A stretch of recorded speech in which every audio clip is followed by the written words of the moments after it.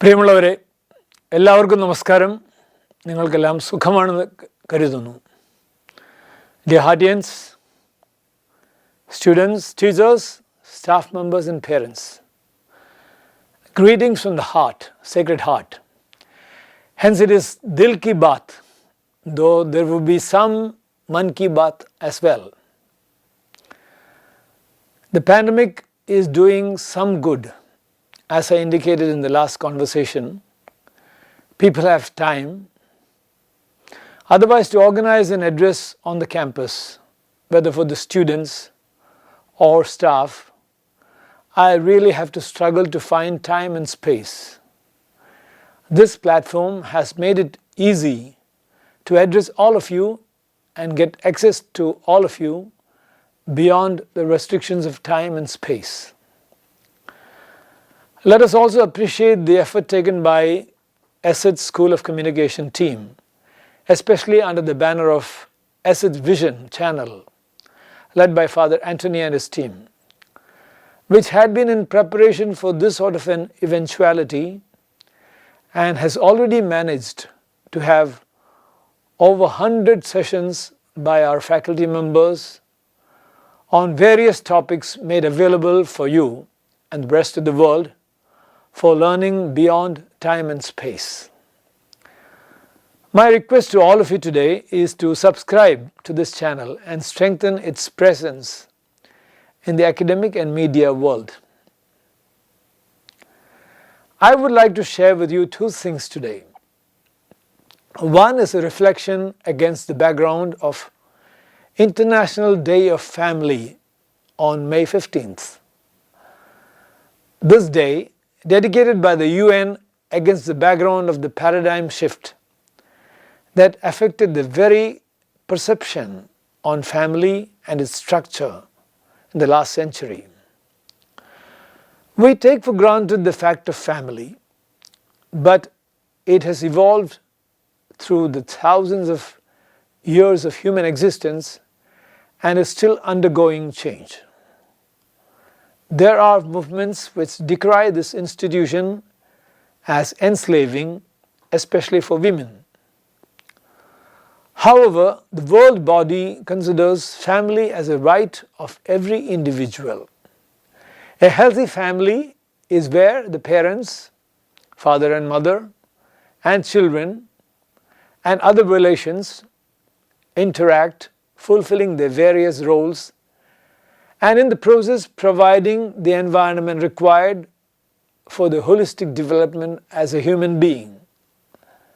This can be liberating and supporting only when there is constant communication, receptivity and response, sharing and caring, and also bearing one another's burden and bearing with each other. In the Christian faith, the model is shown through the mystery of God, who is definitely one, but is realized as a family of the Father, the Son, and the Holy Spirit. They are three, but still one, thanks to this constant and unbarred sharing and communication among them. Though from a logical point of view, this is a difficult mystery to understand, but for our life, it is an inspiration. That conscious, continuous communication and sharing of our thoughts, feelings, time and possessions has to take place in a family to make it a healthy, vibrant and growth-promoting community. In our CMI circles, we too speak about 3 table fellowships to strengthen this community. The first one is dining table, where all of us come together as a family at least once in a day so that we eat together. Second is divine table, where the family members gather at least once in a day for prayer and reflection according to each one's faith. And thirdly, there is a dialogue table where the family sits together to share thoughts and experiences. This could even happen naturally over the dining table. I hope the corona times gives us sufficient time to consciously cultivate these practices if they are missing in our families.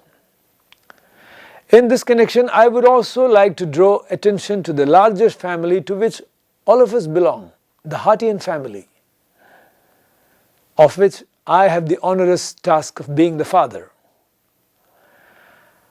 Let us build our Hartian community through creative responses and responsible sharing of our views, that is dialogue, our experiences, our ideas, and our efforts to make a better world. The corona times has brought home the reality of our cosmic family, of which we are all part of, and we have all been affected. The planet which Pope refers to as our common home.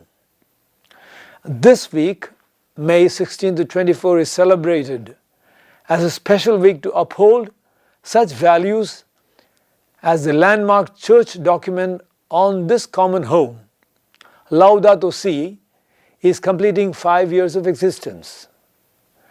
Your suggestions as to how the Hartian family, individually and collectively, can contribute to the betterment of this Vasudha Kutumbam would be very welcome, especially since we have the very significant Biodiversity Day falling on May 22nd. A daily activity plan in this regard for this week is being prepared by our Student Development Office and will appear on our Facebook page. The second aspect I would like to highlight today is the need for altering our teaching learning modalities. I had indicated this in the Dil Ki Baat last week.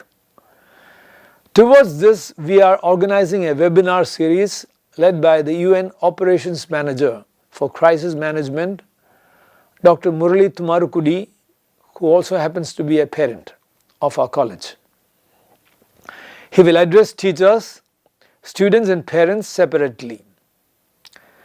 The address for teachers on May 21st, Thursday, will take place at 10:30 a.m.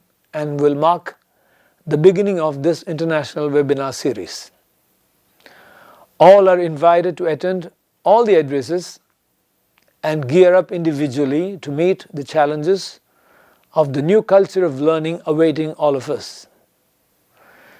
Couple of our students of computer science, Alina and Vishnu, have taken the plunge already by initiating a webinar series which was concluded successfully last week. Congratulations to them. As the week ends, we hope that the ascetic preparation for the holy feast of Ramadan also will end and there will be celebration of the feast on Saturday or Sunday. Let us celebrate the feast purifying ourselves of all that is not worthy of God, all that is not good, and align ourselves with the good always and everywhere. I wish you all in advance the blessings of the feast of Ramadan. May the Sacred Heart of Jesus bless us all. Once again, I remind you, please subscribe to our SH Vision channel. Thank you.